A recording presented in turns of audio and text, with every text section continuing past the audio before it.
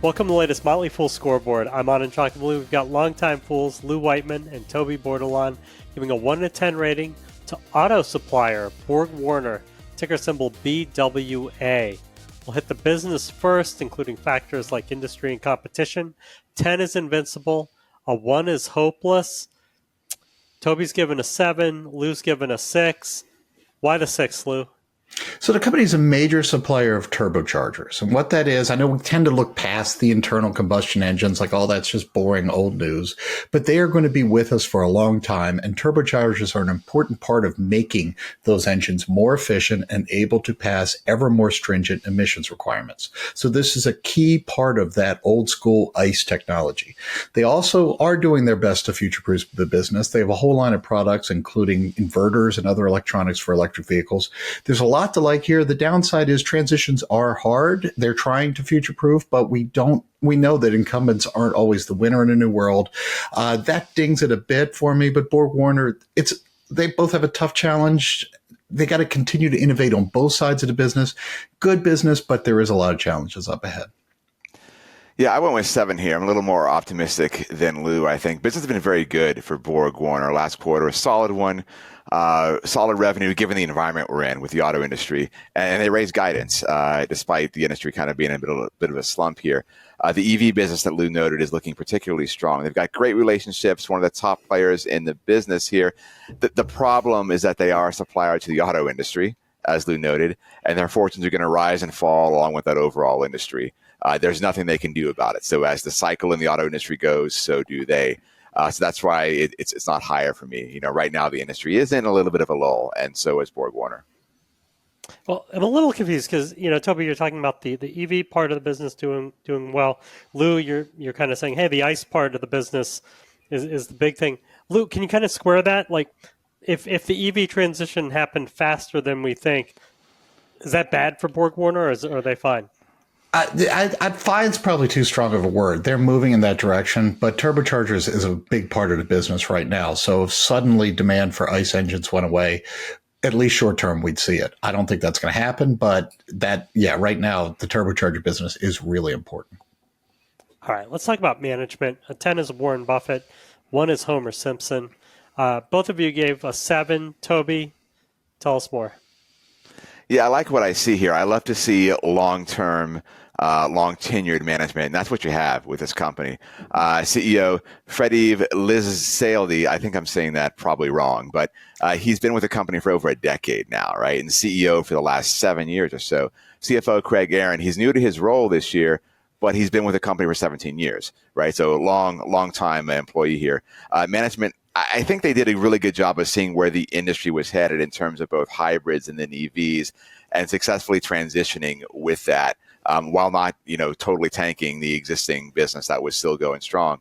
And so they've transitioned along with their customers, and they're taking advantage of where the industry is going. Yeah, I don't know much to add. I'll try Lizaldi. I don't know if that's easy. That's right either, Toby. But Lizaldi is an engineer, and I think engineer CEOs work well in these types of business. His chief operating officer is new in the role, but is an industry lifer, Joseph Fadul. Nothing flashy here. We don't have like the Tesla management, but steady as she goes type of business, steady as she goes type of management. Not a lot to complain about. In financials, a 10 is a fortress. A 1 is yikes. Both of you gave a 7. What do you have, Toby? Yeah, revenue growth isn't great right now, but that's just the industry cycle. That's where they are right now. The $4 billion in debt does look fairly reasonable given their $2 billion in cash and their revenue levels, so no huge concerns there. Inventories aren't too high. You like to see that with a manufacturer.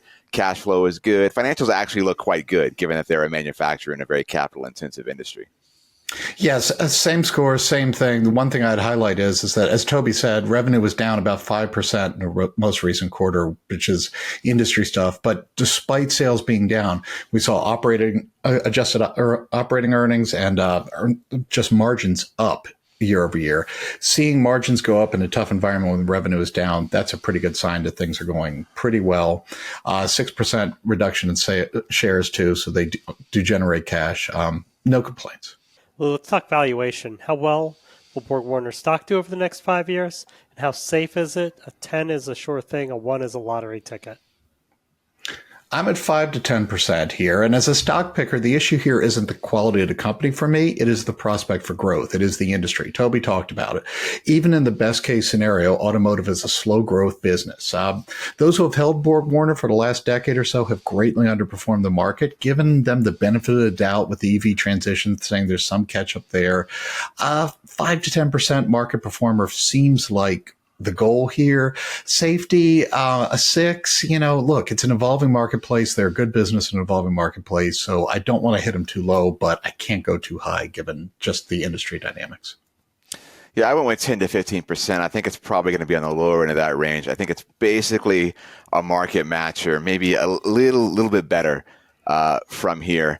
On safety, I went 7.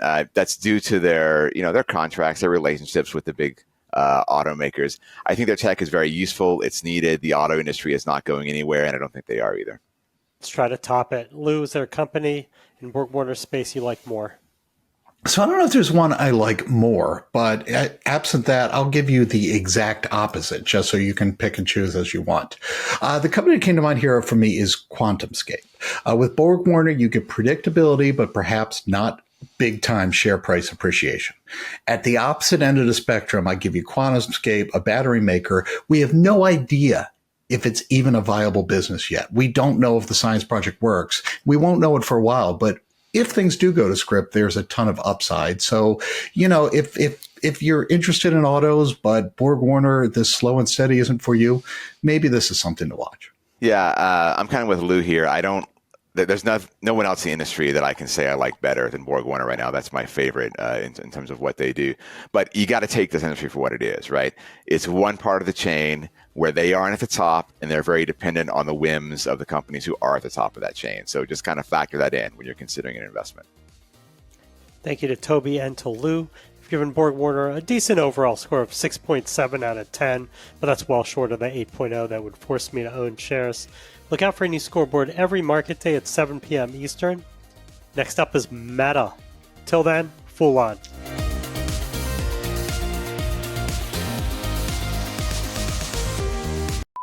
I like you said, force me to own shares, not that I would get to buy shares.